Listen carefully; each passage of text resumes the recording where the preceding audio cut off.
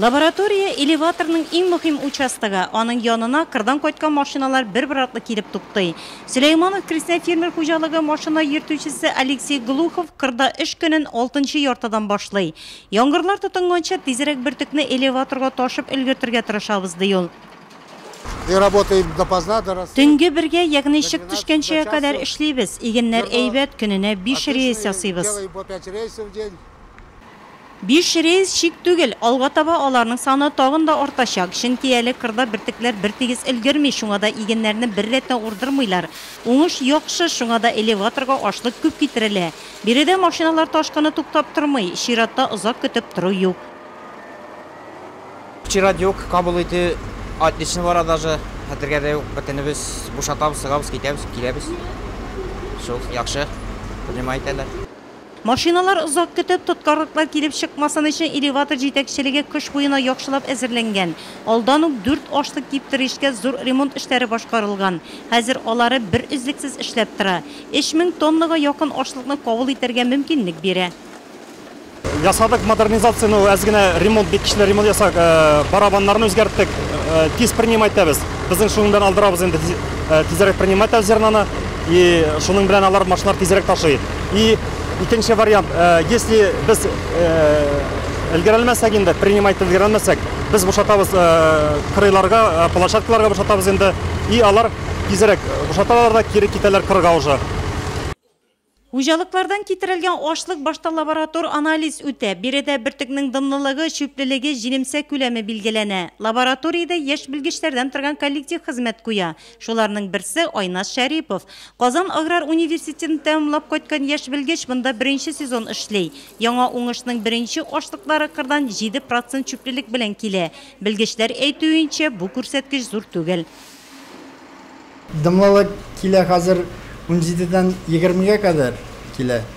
Бар инде кайберше найларда, хуҗалыкларда тагы да әзрәк дымлылык. Ул тагы да яхшырак инде безгә. Гомумән яхшы инде. Сыйфаты яхшы. Ашлык төялгән йөк машиналары берсе артыннан берсе предприятие капкасыннан кирип кенә тора. Элеваторда эш 1 минутка да туктап тормый. Тәүлек дәвамында эшлиләр биредә. Хәзер исә көзге бодай һәм арпаны кабул итәләр. Кырдан бөртек чиста кайта. Иң беренчеләрендә дымлылык югары булса, хәзер исә түбәнәйгән. Төяп торгыч ярдәмендә бөртек кызып чыкмасын өчен бер урыннан икенчесенә күчереп торалар. Бөртекнең кырдагысы түгел, амбардагысы ашлык ди халык. Әлеге халык әйтемен элеватор җитәкчелеге яхшы аңлап эш итә. Шуңа да биредә эшне яхшы оештырганнар. Һәр кайда техника гөрләп эшләп тора. Үткән ел исә беренче алауларда 17 июльдә кабул иткән булсалар, бу ел 2 августта.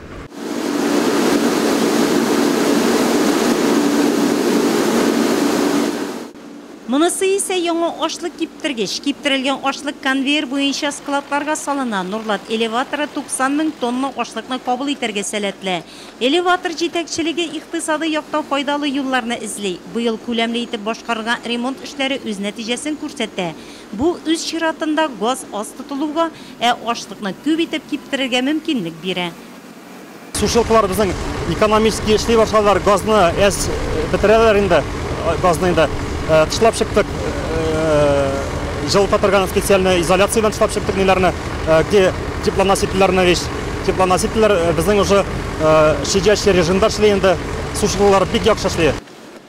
Электротранспортерлар ватылып эш процессын тоткарлаган. Моңа кадәр бөртекне бушатырга туры килсә дә ашлык киптергечен туктатып эшләткәннәр. Бу исә алтынга тиң вакытны сарыф итүгә китергән. Бу ел исә ашлык бушату һәм киптергечләр дә бер туктаусыз эшли. Эш датчик ярдәмендә бөртекнең дымлылыгы, корылыгы билгеләнә. Норма 14,5, 14,1. Коры бөртекнең нормасы 14,1, 14,5 лабораториядан килеп тикшерәләр. Бу ел күп итеп турбаларны, конвейерларны алмаштырдык. Яңа үрнәктәге чүмечләр куйдык. Элек алар еш ватыла иде. Шул сәбәпле транспортер һәм линия тасмалары туктап тора иде. Хәзер эш киләнде. Элеваторда хәзер 170 кеше хезмәт куя, арада озак еллар эшләүчеләр дә бар. Айзат Герфанов шундыйларның берсе. Үз эшенә җаваплы караганы, тырыш булганы өчен хөрмәтле ул. Техникасы һәр вакыт төзек. Ашлыкны иеп, шулай ук бер урыннан күчереп тору аңа йөкләнгән. Бертекне без ападырда үп торабыз, тешкаларга салып торабыз. Чтобы сушилкалар эшләсен, потом ишә гына моны шулай. Быелгы сезон аерыла инде, әпәй бик күп килде. Әзрәк жушрак инде дә, булай тырышабыз инде киттерергә. Техник эшләп тора, булай подвай иткән юк, яхшы запчастлар белән обслуживателләр, горючий бар. Элеватор территориясенә техника күп эшли, ашлык киптергечләр газга киләнгән.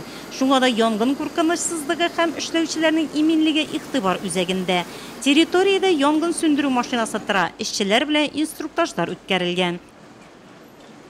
Машина нормально готова. Машина әзер, 2500 тоннада артык су тутырылган.